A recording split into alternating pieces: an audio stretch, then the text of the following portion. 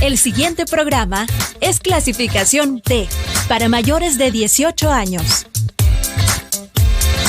Dirección de Espectáculos Públicos, Radio y Televisión. Ministerio de Gobernación.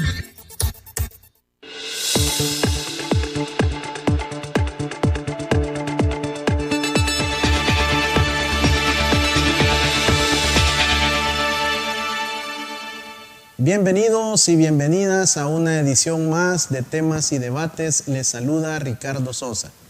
En esta oportunidad ponemos el tema, el enfoque de la antropología sociocultural en la violencia de la República del Salvador. Cuán importante es brindarle un enfoque multidisciplinario, pero también tomar en cuenta la cultura y toda las ciencias auxiliares de las ciencias forenses, en particular lo que es la antropología, cómo le permite la integralidad de una visión diferente al enfoque de la violencia.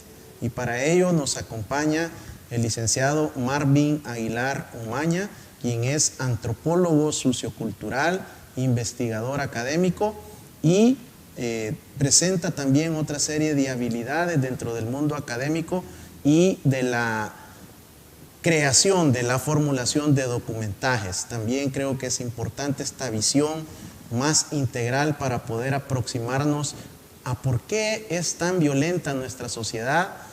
Intentaremos hacer una revisión de toda la historia hasta donde el tiempo nos lo permita, y de lo contrario, pues también tendremos la oportunidad de continuar con una serie de temas en los cuales el licenciado Aguilar Umaña es experto.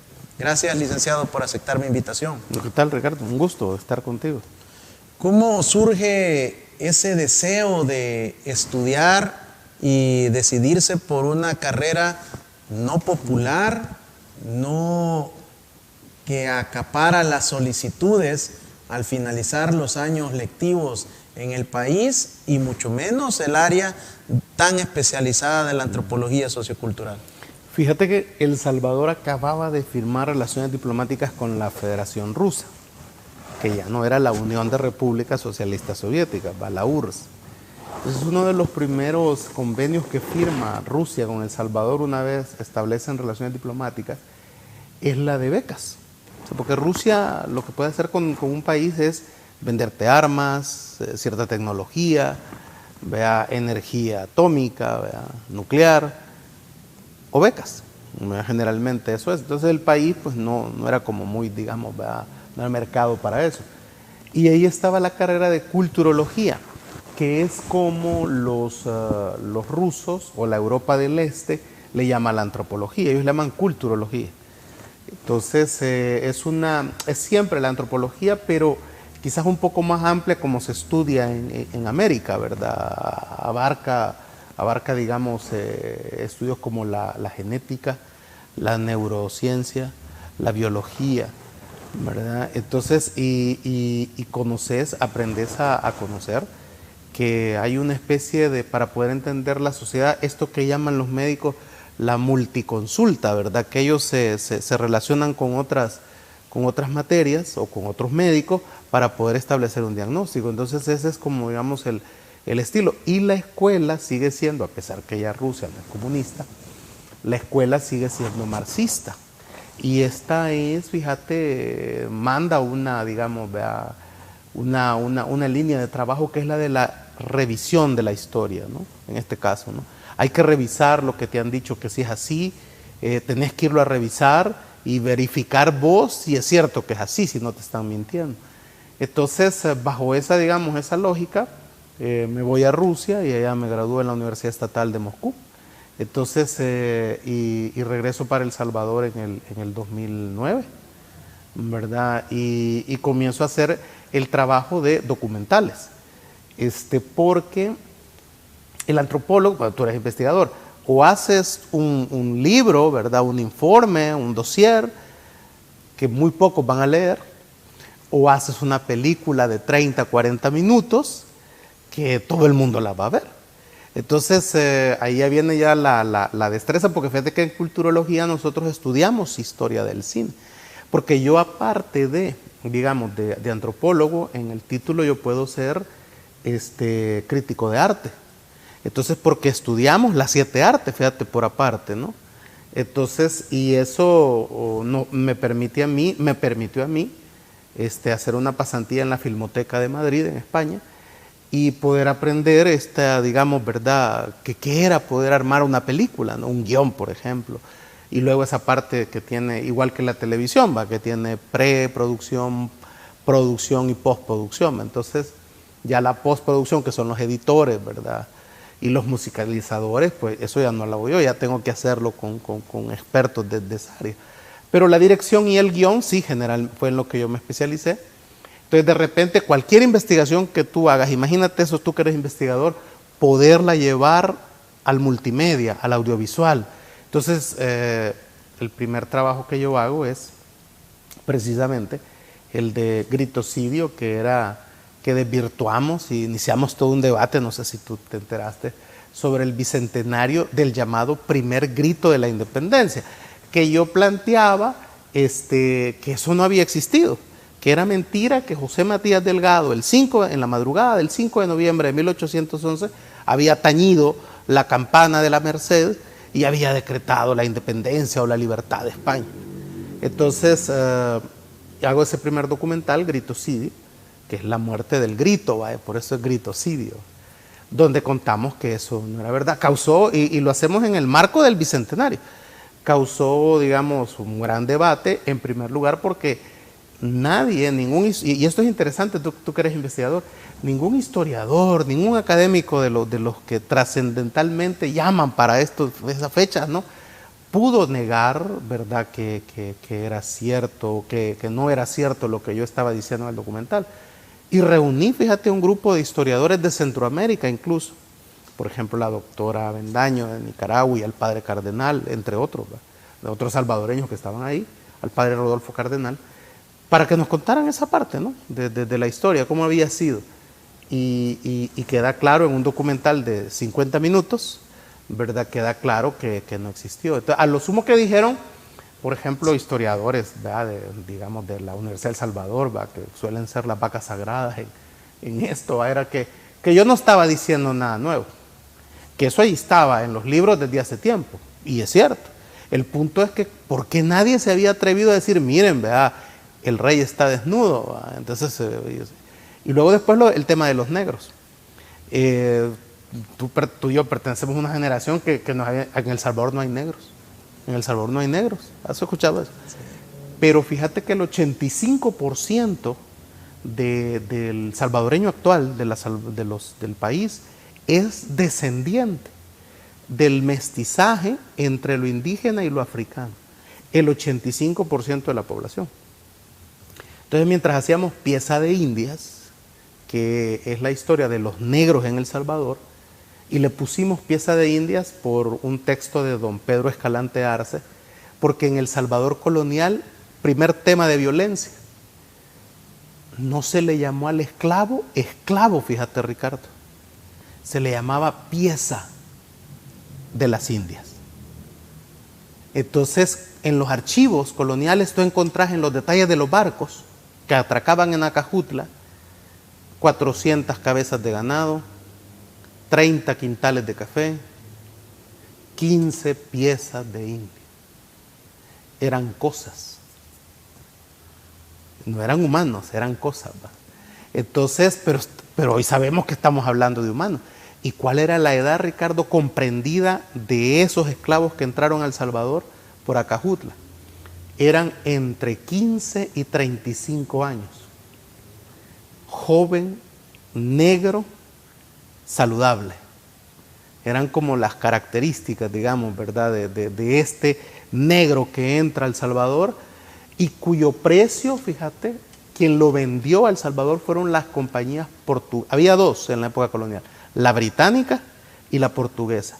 Y quien vende los esclavos a El Salvador es la compañía portuguesa.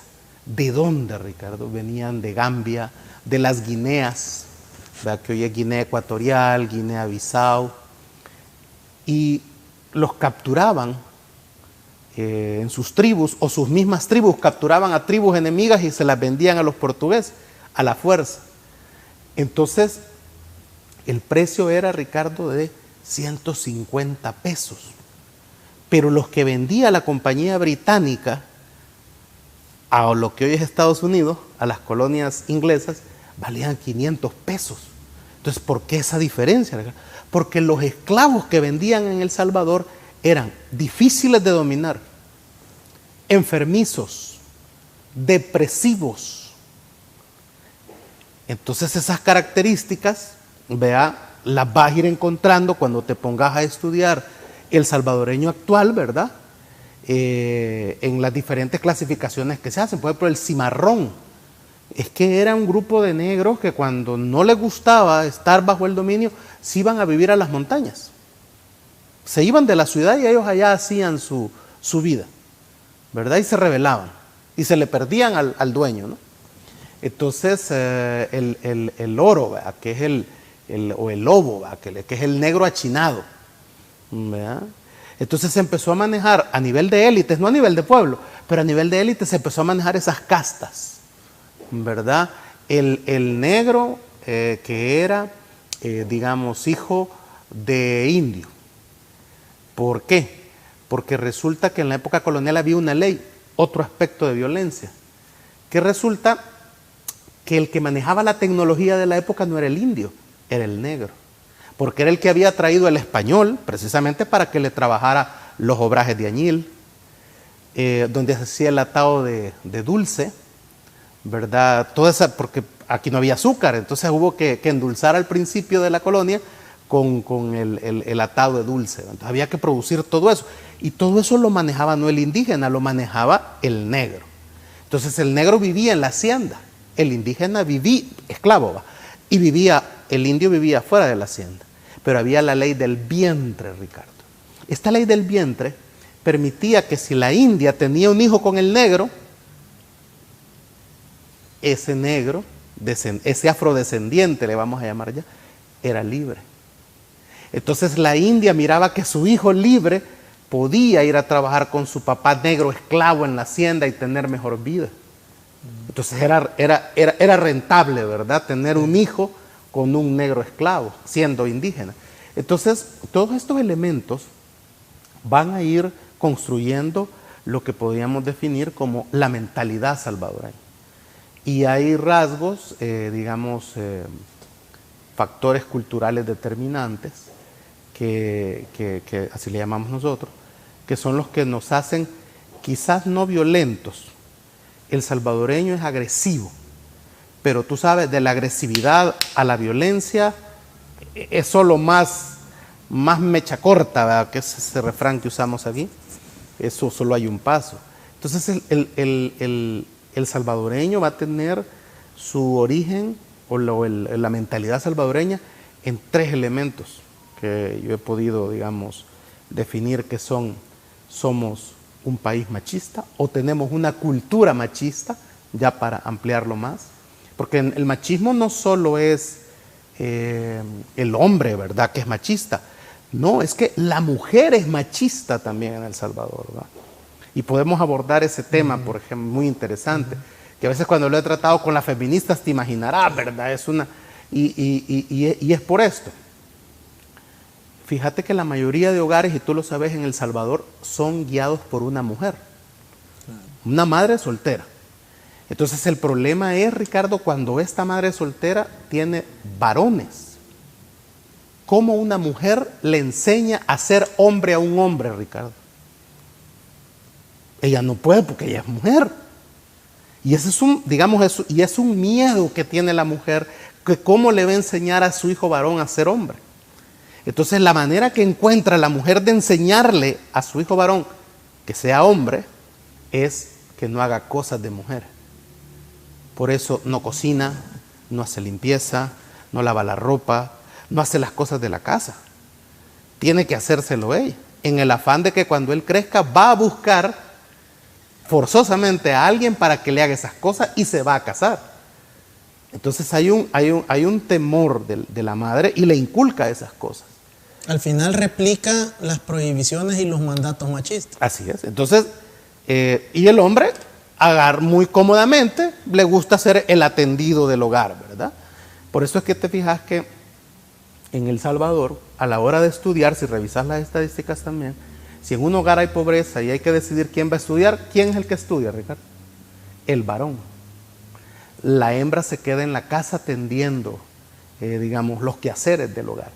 Y si hay que dejar de estudiar o porque hay un enfermo en la casa, quien dejará de estudiar siempre es la hembra, porque es la que va a tener que ir a cuidar al abuelo, al enfermo, a la abuela.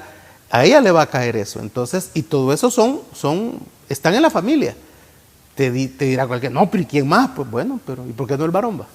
Siempre es la hembra. Entonces, el machismo es un elemento que va a ser bien determinante en la mentalidad salvadoreña. Lo otro es que somos muy conservadores.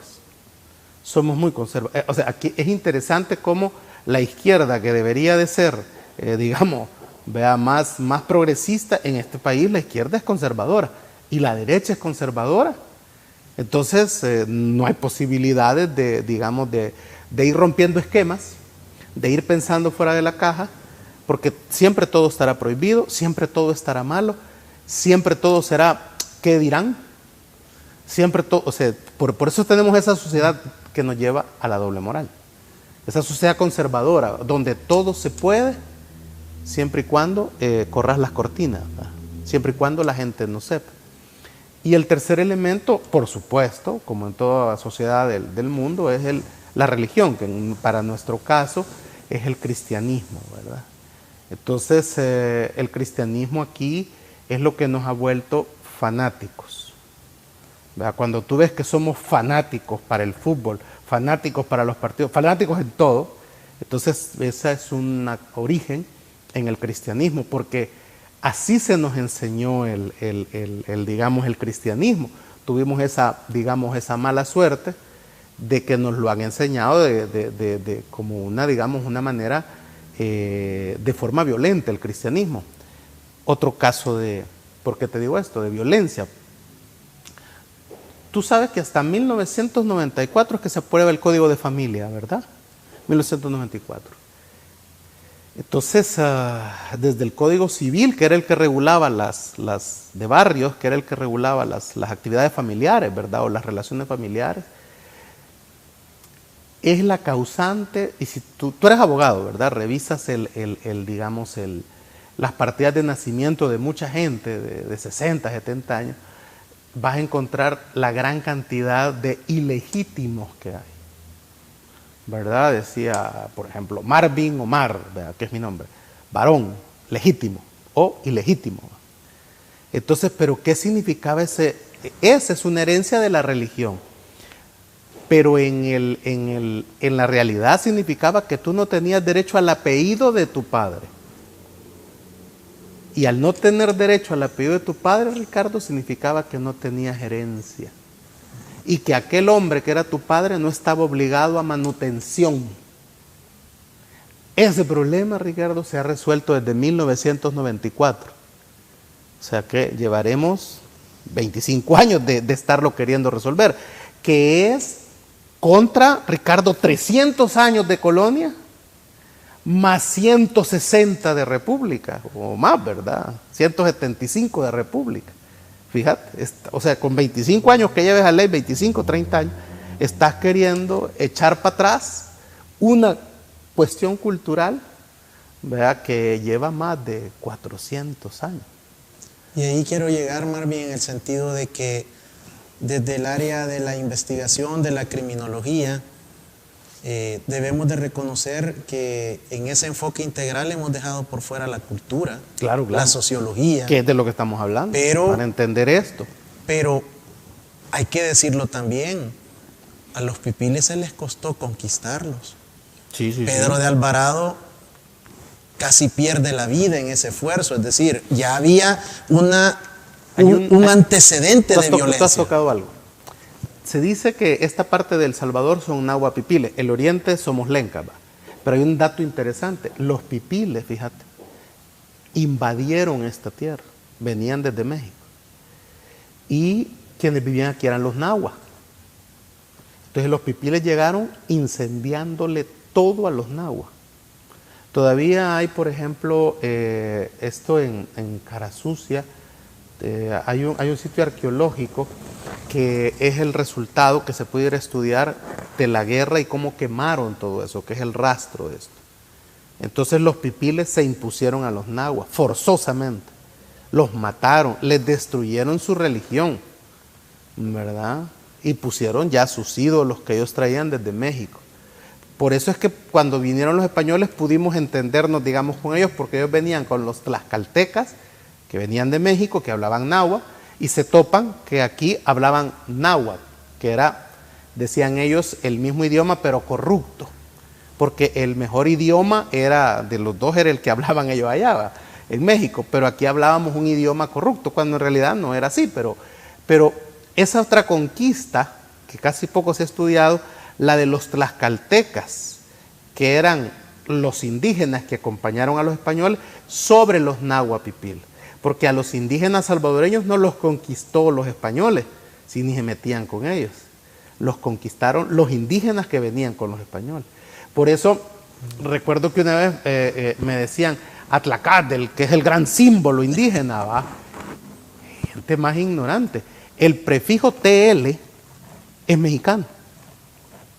En la lengua náhuatl pipil no existe el prefijo TL. Entonces Atlacatl es un nombre mexicano. Para que veas, y eso pasaba, los tlaxcaltecas le cambiaban los nombres a las ciudades de los náhuatl pipil. Quien hizo ese cambio, bueno, los cambios religiosos, o sea, españoles son españoles, ¿va? Pero quien hacía los cambios en las mismas ciudades, como por ejemplo usar más el prefijo TL, que era la lengua mexicana náhuatl, fueron los indígenas. Entonces, una de las primeras violencias, ya no vas a hablar así como hablas, hoy vas a hablar como yo hablo, porque mi idioma es mejor que el tuyo. O este lugar ya no se va a llamar Chaparrastic, que era el Valle de San Miguel, hoy se va a llamar la Villa de San Miguel de la Frontera. Entonces eso es, imagínate que nos hicieran eso ahorita, ¿va? Que llegaran a decirte que este país ya no se llama así, que hoy se llama de otra manera, te guste o no te guste, por ejemplo. Entonces esos actos de violencia son los que van a ir formando la mentalidad de los salvadoreños. ¿En qué momento, cuando se da 1821 y se da ese proceso ya de conformar la república, toda esta historia de represión, de imposición, de sometimiento va a comenzar a estallar ya en esta historia de 200 años de república? Esto lo conoceremos, la respuesta del licenciado Marvin Aguilar Umaña, al regresar de este corte.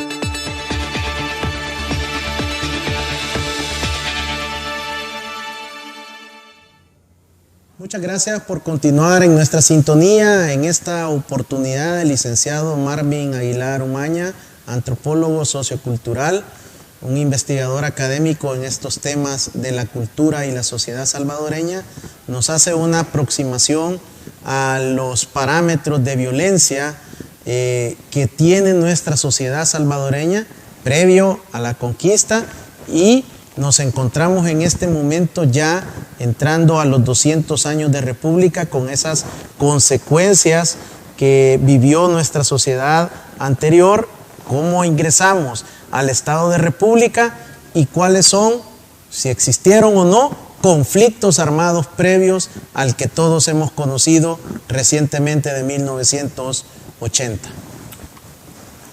Un dato: la corona española en San Salvador, en la provincia de San Salvador, actual El Salvador, no tenía tropas. No había tropas. ¿Qué regulaba entonces? ¿Cuál era la PNC de la época? Se le llamaba milicia. y se organizaba generalmente por los dueños de las haciendas en los lugares, en los pueblos, en Sonsonate, San Vicente, San Miguel y San Salvador. Cada quien organizaba su policía local y se llamaba milicia. Generalmente eran afrodescendientes, eran mulatos. Una palabra que es muy, muy utilizada y que tú la sabes, va a ser otro efecto de la violencia que se va a interiorizar, ¿no?, en el salvadoreño, y es la palabra ladino, ¿verdad? Que incluso hasta es como insulto a veces, ¿verdad? El ladino, fíjate, Ricardo, era la persona ya sea negra o indígena que renunciaba a su cultura, a su religión, a sus raíces, a su forma de vestir, de hablar, por asumir la cultura blanca europea. ¿Verdad? Entonces el ladino era un traidor de su gente. Y si te fijas, empezaron a llamarse muchos afrodescendientes o indígenas ladinos. Y eso iba en la cédula de identidad personal que había, ¿no?, en el documento de identificación de la época, que eras ladino, porque eso significaba que vos ya no eras ni afrodescendiente ni indígena. Eras ya cristianizado, eras europeizado. Ahí surge una idea bien, bien extraña del salvadoreño que dice, pues yo no parezco indio, pues yo soy español, te dice. Y tiene una cara de sambo el tipo que te lo está diciendo, ¿verdad?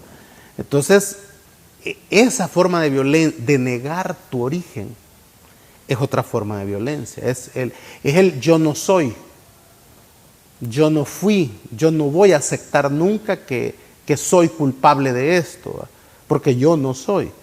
En antropología nosotros vemos una materia, ¿no?, que aborda un tema que le llamamos la psicogenealogía, ¿verdad?, que es que tú heredas desde ancestralmente formas de pensar, de hacer, de decir, de comportarte, y que las asumís tan perfectas porque se han venido haciendo así por años, por generaciones. Y uno de los ejemplos más clásicos en eso es lo hallás en los refranes populares, ¿verdad? Para nosotros el refrán popular es muy significativo de cómo se comporta la gente. El que ama castiga, ¿verdad? El que, digamos, mi papá le pegaba a mi mamá y, ¿verdad?, por algo le pegaba o por algo le ha de estar pegando, ¿verdad? Entre casados y hermanos no metas tus manos, ¿verdad? Entonces esas son como cosas para justificar la violencia familiar. Entonces aquí la violencia se utilizó siempre como mecanismo para transmitir valores, ¿verdad? Y mucha gente te dice, a mí mi papá me golpeaba y mira, yo soy lo que soy por esos golpes, te dicen, ¿no?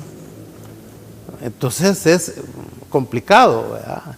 A mí me golpeaban en la escuela, ¿verdad?, la profesora, ¿verdad?, y así aprende uno.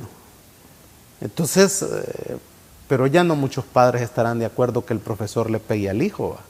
¿En qué momento comienzan a estallar todas esas presiones y toda esa falta de jugar con la identidad de los que en ese momento eran criollos? Después de la independencia, como no hubo guerra, El Salvador pasó 20 años en guerra, fíjate. Guerra contra Guatemala, guerra contra Honduras, guerra contra Nicaragua y guerra contra nosotros mismos. En el bando que se conoció como liberales y conservadores. Hay una parte de la historia del país muy poco estudiada y de la que muy poco se habla, que es la que tú me estás haciendo recordar ahorita. Y qué bando, Ricardo, asume el control del Estado después de 1821. ¿Qué bando era? Los liberales. Y los conservadores, que eran monarquistas, empiezan a serrucharle, cuando vas viendo la historia, todo el trabajo que estaban haciendo los liberales. Porque los liberales llegan al poder y se encuentran las arcas del Estado, Ricardo, con 60 pesos. Desde entonces viene con problemas el Ministerio de Hacienda. Entonces no había dinero, porque los españoles se fueron y se llevaron todo. Todo. Este país no tenía solo 2 médicos, Ricardo. Así empieza El Salvador con los medios. Tenía 5 profesores. Y eso era todo, Ricardo. Ese era todo el núcleo profesional. Había, obviamente, zapateros, había campesinos que tenían esto que hoy se llama agricultura campesina, que era de lo que comía el país. Y había mucha mano de obra, digamos, técnica. Zapateros, sastres, herreros, ¿verdad? Que era lo que el país necesitaba, ¿verdad? Pero profesionales, solo los liberales, las élites que se habían quedado con el poder. Entonces, imagínate lo que significaría organizar el país. Había que tomar ciertas decisiones y crear ciertas leyes. Una de ellas fue crear el ejército. Es falso que Manuel José Arce es el fundador del ejército, no es así. Y los militares que estudian la historia militar lo sabrán si se ponen a estudiarla seriamente, ¿no? ¿Y de dónde iba a salir, Ricardo, el ejército?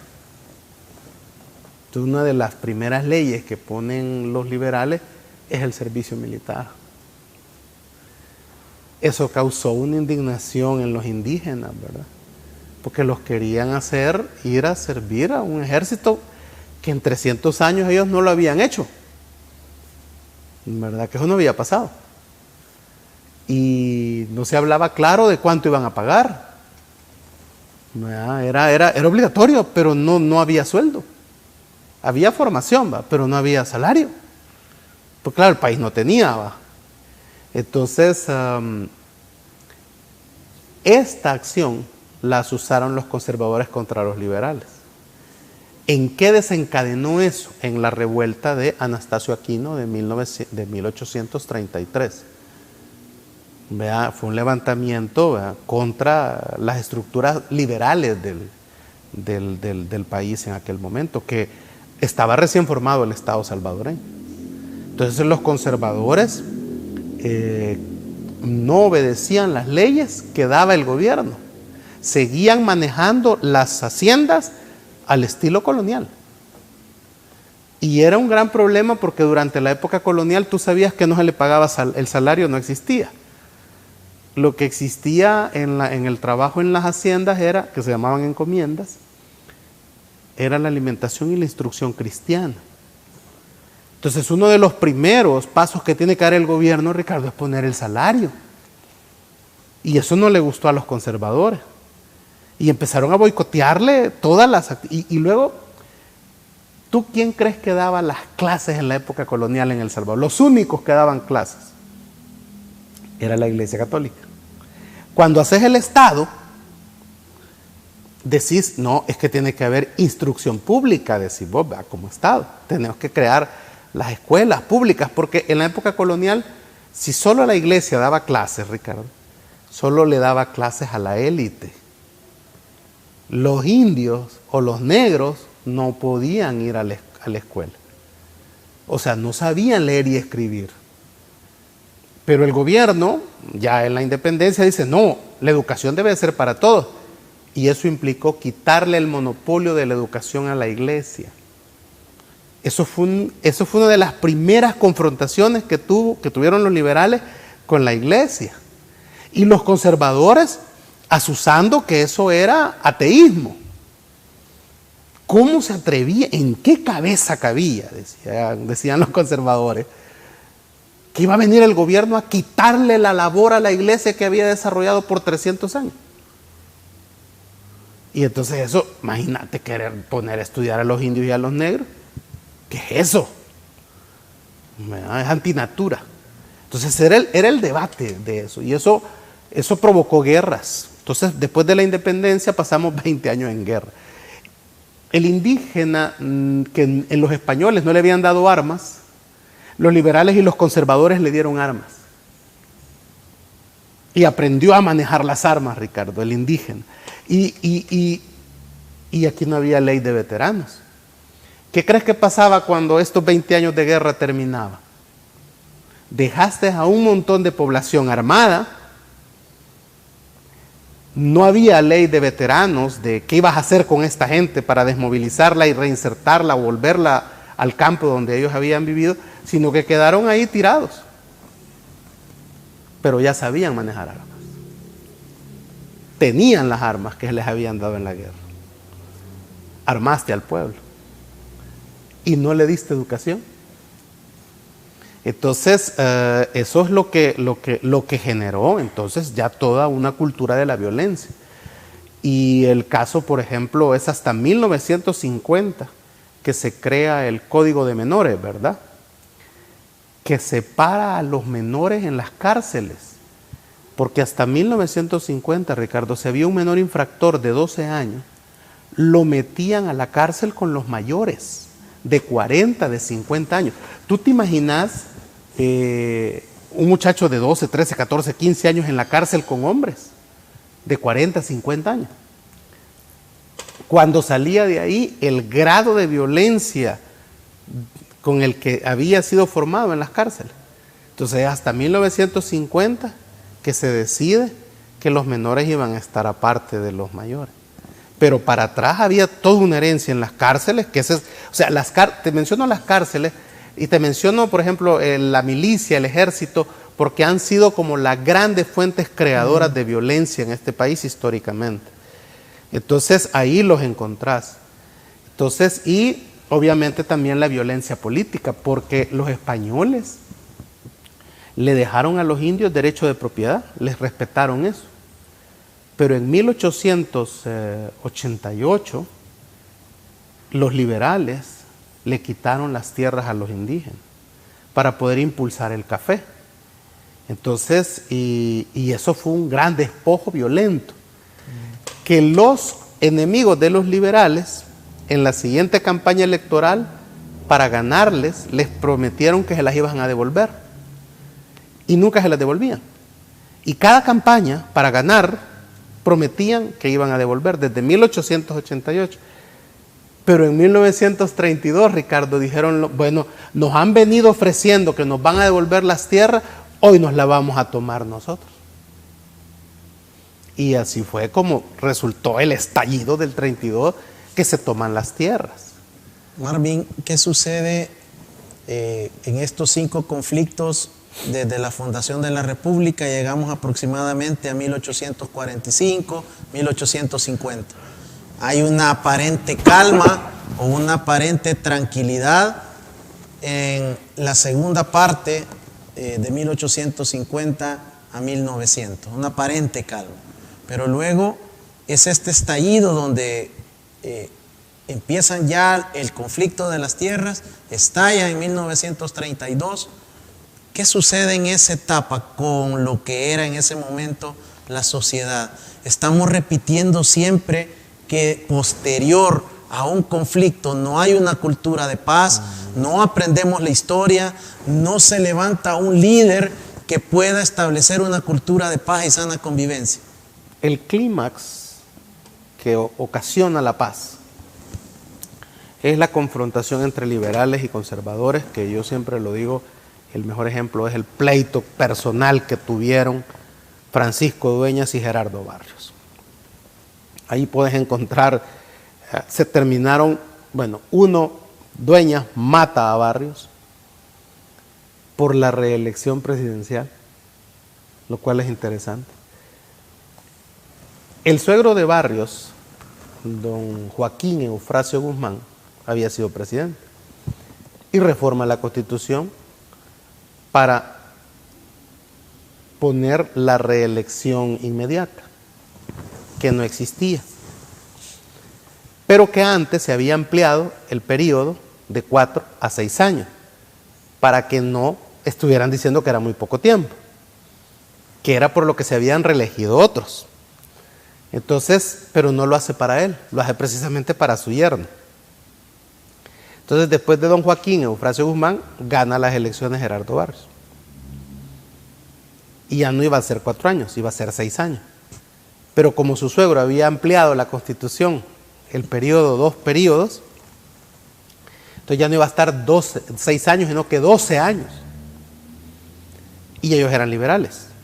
Entonces sus enemigos, los conservadores, deciden que la única manera de detener a Barrios es matándolo. Es la única manera.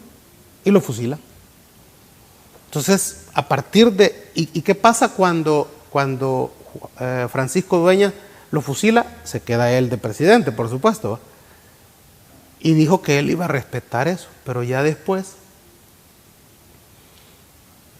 respetar los 2 periodos, ¿va? Pero después quiso hacer un tercero, quiso reformar la Constitución para quedarse más tiempo. Le dan golpe de Estado y lo procesan por corrupción. Si tú querés, Francisco Dueñas fue el Paco Flores de la época. Y digo Paco Flores porque él se fue del país y se quedó en San Francisco, y allá muere en San Francisco, California, y viene ya en cadáver, ¿verdad? Y no lo entierran en el cementerio de los Ilustres, está enterrado en Santa Tecla, para que veas el pleito que significó eso. Pues las élites quedaron, que ya no había que estarse matando de esa manera, porque hoy que se habla mucho del órgano judicial, ¿va? Tú sabes que a Barrios la Corte Suprema le hizo un fallo en contra de las decisiones políticas que él tomaba. ¿Tú sabes cómo resolvió Gerardo Barrios esa situación? Fusiló a 2 magistrados de la Corte Suprema de Justicia. O sea, tenía que acabar fusilado Barrios, pues, ¿verdad? Es decir, era como que al parecer era el vicio de la época, fusilar funcionarios. Entonces, esa paz se debió a esa gran confrontación, donde se acordó lo siguiente, y ese fue el gran acuerdo, y por eso hubo paz hasta Martínez. Era que vamos a respetar una constitución, por favor, señores, no hay que estarla cambiando cada vez que yo llego, que es la que hace Ignacio Menéndez, ¿verdad? La de 1886, y solo vamos a hacer un periodo. Entonces fue un acuerdo no escrito, donde todos entregaban el poder una vez. Eso sí, le dieron el derecho de nombrar al sucesor. ¿Vea? Entonces, por eso es que hace un siglo, fíjate Ricardo, vivíamos bajo la dinastía Meléndez Quiñones. E incluso ellos, que fueron unos grandes déspotas con aires de nobleza, porque creían la nobleza salvadoreña, ninguno de ellos se reeligió. Es decir, entregaron el poder a su hermano, a su cuñado y después a su médico personal, don Pío Romero Bosque, que fue el último de eso que se conoce como la dinastía Meléndez Quiñones, hasta que Martínez decide reelegirse. ¿Verdad? Y entonces finalmente Martínez es derrocado, con esto termino, en el 44, porque iba ya por la 3ª reelección. Y como ya había una animadversión contra él, decidió, fíjate, adelantar 7 meses las elecciones. Y tomó posesión en secreto. Solo avisaron que ya había tomado posesión para el nuevo periodo. Eso estalló los eventos de la guerra, de la huelga de brazos caídos, 3 días, que terminó en la muerte de Juan Ray en una marcha, estudiante de 22 años, de la Universidad de El Salvador y ciudadano estadounidense, que provocó la intervención de la Embajada de Estados Unidos pidiéndole que se fuera. Martínez se va y bueno, y se procesa todo el gabinete que había estado con él por actos de corrupción como no tenés idea. Interesante esta segunda parte que nos ha llevado históricamente en este rato el licenciado Marvin Aguilar Umaña. Hemos llegado al periodo del ex general Martínez, sobre el cual hay muchos mitos, leyendas urbanas, muchos de ellos a través de la ciencia y de la investigación académica han quedado demolidos y han quedado demostrados que no eran ciertos. Y sin duda también cómo nuestra sociedad ha ido imitando, replicando este tipo de conductas de violencia como privilegio de resolver cualquier diferencia o conflicto. Al regresar conoceremos qué sucedió entre la finalización del periodo del Martinato y la llegada del conflicto social entre 1960 y la década de los 70. Regresamos.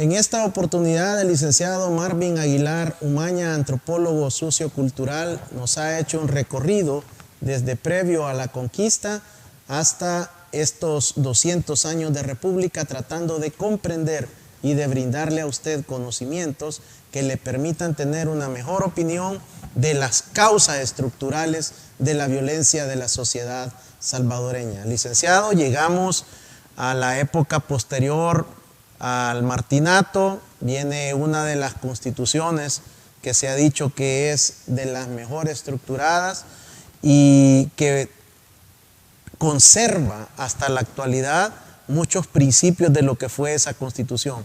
Pero de igual manera, en 1960 surgen ya otro tipo de conflictos en nuestro país. El movimiento sindical, la represión política iba en incremento, que fue parte de lo que usted explicaba en el segmento anterior. ¿Qué sucede nuevamente en esta sociedad con ese patrón de violencia, con esa imitación de generar la muerte y de no poder renunciar a la venganza que nos lleva a la etapa previa al conflicto armado?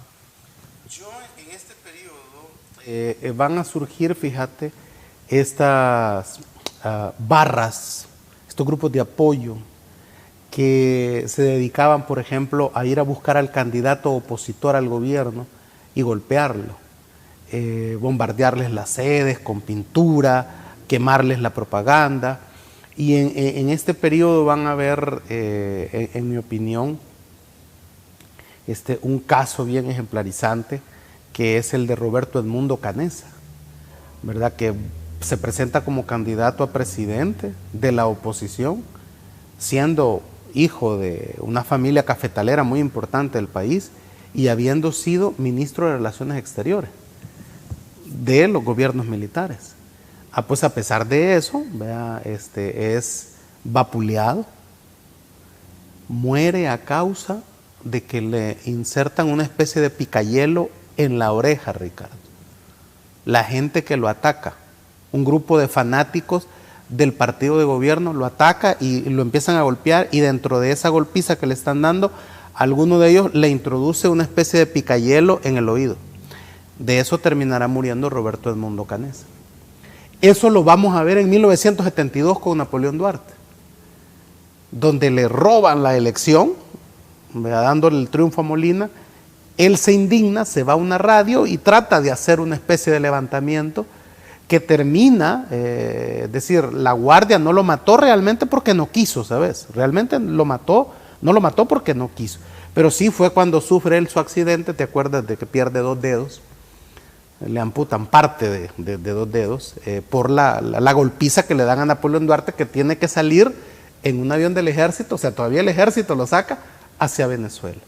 Entonces, esos elementos de violencia política se van a instalar en esa época, porque resulta que aconteció en la América Latina, en el 59, ¿no?, la Revolución Cubana.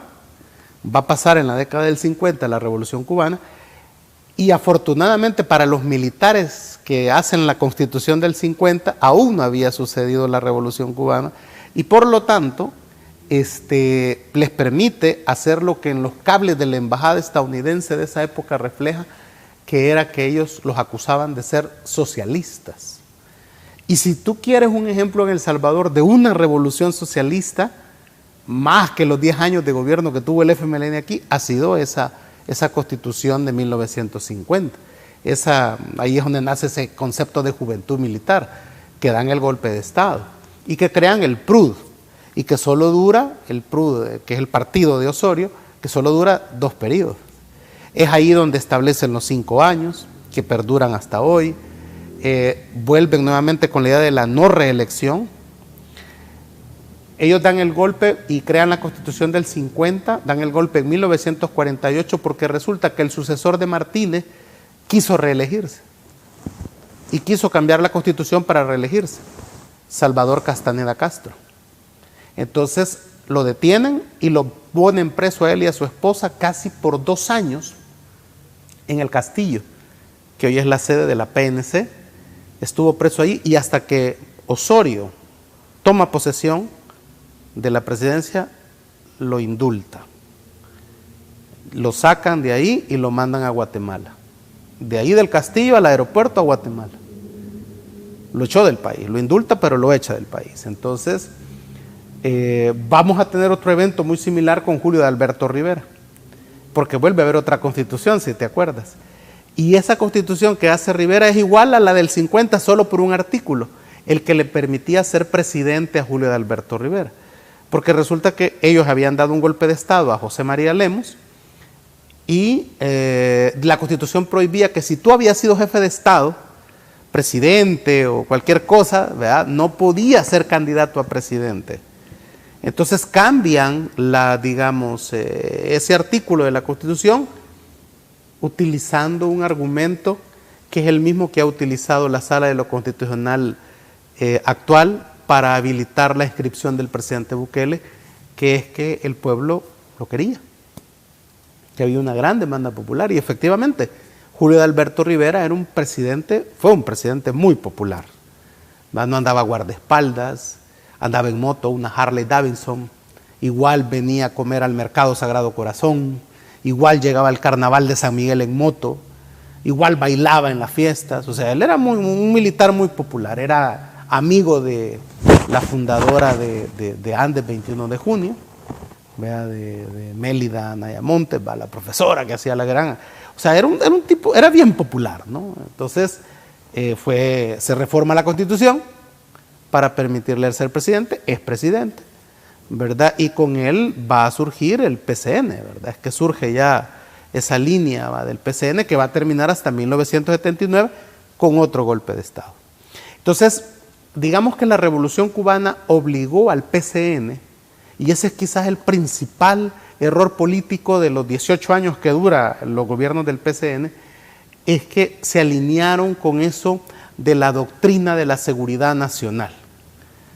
El comunismo aquí no tenía que pasar y no iban a dejar ellos que el comunismo se instaurara en el poder. El problema fue, y por eso te digo, fue el principal error político, es que ellos dijeron, todo lo que sonara a oposición a ellos era malo y era comunismo. Finalmente se quitaron la máscara, ¿verdad?, y comenzó, la represión política. Y después dijeron, aquí nunca van a ganar, no los vamos a dejar llegar al poder, aunque así ganen las elecciones. Entonces, eso fue lo que desencadenaría el gran conflicto armado que tuvimos en la década del 70 también, porque en eso Dagoberto Gutiérrez ha hecho una observación muy interesante y dice que la guerra duró 20 años, o sea, no sé si lo has escuchado. Sí. Y es cierto, porque comienza en los 70, ¿verdad?, y termina en 1992. O sea, la guerra la preparas, digamos, es la preguerra, ¿verdad?, de lo que habla Dagoberto Gutiérrez, y también, ya la guerra formal de enfrentarse con armas, dos grupos, ¿verdad? De hecho, también en la década, finales de la década de los 60, comienza también ya la gente a irse hacia Estados Unidos de Norteamérica. Claro, por la situación económica, porque la crisis política, la guerra contra Honduras, eso va a generar el cierre del mercado común centroamericano, y Honduras nos va a devolver. Es interesante cuando ves los diarios de la época, fíjate, Ricardo, porque yo he estudiado esa parte y he hablado con gente que participó, que hizo la guerra en la época del 69, y es que comienzan los periódicos a hablar de los hermanos salvadoreños, bienvenidos. Honduras nos mandó, Ricardo, 100,000 salvadoreños, de 300,000 que habían. Eso fue lo que estalló los grandes movimientos sociales para el 80. Pero los periódicos comenzaban alabando, bienvenidos hermanos, han sido expulsados, se les daba lugar donde vivir, se les dio tierras y todo eso. Pero a medida que va pasando los años, 2 años después, vas a encontrar un lenguaje violento en los periódicos. Que esto muy poco a veces se habla sobre cómo los medios tradicionales han ayudado a la violencia. Todos los casos de delincuencia, de asalto, de robo, violación, o asesinato, terminaban la nota diciendo, eran deportados de Honduras, eran refugiados de Honduras. Se empezó a estigmatizar a esos 100,000 salvadoreños como que eran los que traían la violencia. Y en ese marco de que había una gran ola delincuencial allá por el 72, se fusila al último salvadoreño con pena de muerte en San Miguel, en mi ciudad, que se hace todo un espectáculo, ¿verdad?, de ese fusilamiento, que hasta sale en Estados Unidos porque casualmente andaban unos documentalistas gringos y se enteran que van a fusilar a alguien. Llevaron a todas las escuelas de San Miguel a ver el fusilamiento, lo fusilan al tipo y tardó 5 minutos en morir y todavía había que irle a disparar otra vez frente a toda la gente porque se seguía moviendo. ¿Te parece que no es propiciar la violencia por parte del Estado de esa manera? Y si un día nos sentamos a hablar de ese tema, que es el último fusilado, que es la pena de muerte, ¿no? Y que a partir de ese caso se decidió mejor suspenderla porque parecíamos bárbaros, nos condenó la comunidad internacional por la forma en que fusilábamos o aplicábamos la pena de muerte, era que el tipo no se merecía la pena de muerte. Brevemente, había cometido el delito cuando era menor de edad. La ley penal prohibía matar a menores de edad. Tenía que aplicársele la ley no de pena de muerte. Su abogado defensor renunció. Pues sin abogado defensor le hicieron el juicio. Bueno, resulta que él fue el que quedó vivo era la muerte de una señora y su hija, una hija menor. El primo de la señora había matado al que mató a las dos señoras y él andaba con el asesino, por supuesto. Y él quedó vivo. Pues como él quedó vivo y el que la había matado había sido muerto en el mismo acto, 3 muertos ahí en ese momento, la familia le echó la culpa a él. Y la gente lo asumió como cierto, porque resulta que en eso murió una niña de 6 meses. Entonces eso causó una indignación, obviamente lógica, pues, pero no había sido él. Licenciado Marvin Aguilar Umaña, quiero agradecerle el aceptar mi invitación. Hemos aprendido mucho en este programa y sin duda es un gran esfuerzo de todo su conocimiento, de toda su trayectoria académica. Sin duda nos hemos quedado cuando llegamos ya al inicio del conflicto armado de 1980. Tendremos otros programas donde abordaremos lo que fue el conflicto, lo que nos deja ese conflicto y por supuesto la etapa del momento actual como producto del posconflicto, el crimen organizado, la delincuencia y las pandillas en El Salvador. Muchas gracias por acompañarnos en este programa. Solo me despido con esto para tu audiencia y para que, digamos, se pueda hacer un programa sobre esto, ¿y cómo resolvemos esta violencia que es histórica en el país? Ese quizás es el reto. Yo solo he encontrado una, ¿verdad?, que ya la hablamos en otros programas y en otro momento, pero que se puede ampliar porque no hay otra forma, fíjate. En 1625 éramos imperio colonial todavía, español. Se alzaron los negros en San Salvador. ¿Sabes qué hizo la autoridad española en San Salvador? Capturó a todos los responsables de la insurrección, a todos los negros, y colgó sus cabezas a las entradas de San Salvador. En la garita, que era la entrada, una de las entradas de San Salvador, ahí colgó las cabezas de los negros. Y ahí las dejó hasta que se hicieran calaveras, para recordarle a la gente en la época española que nadie se alzaba contra el rey. Sin duda. Esa violencia hay que terminarla. Y yo le tomo la palabra, licenciado, en el sentido de que es importante escuchar a todos los sectores inter y multidisciplinarios en beneficio de este país que tanto amamos, El Salvador. Y aquí es evidencia, usted se pudo haber quedado en Rusia. Sí, claro, desarrollando toda una carrera de cine, en la parte académica y decidió regresar a El Salvador.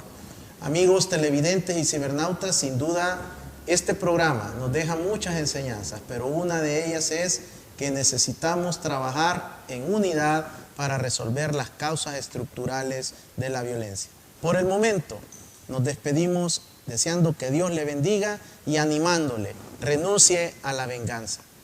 sana convivencia y una cultura de paz, practicémosla nosotros cada día.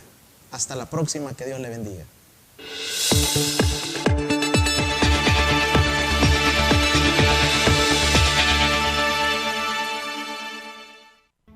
Los conceptos vertidos en el programa anterior son responsabilidad directa de quien los emitió. En ningún momento representan la línea editorial de esta estación televisora.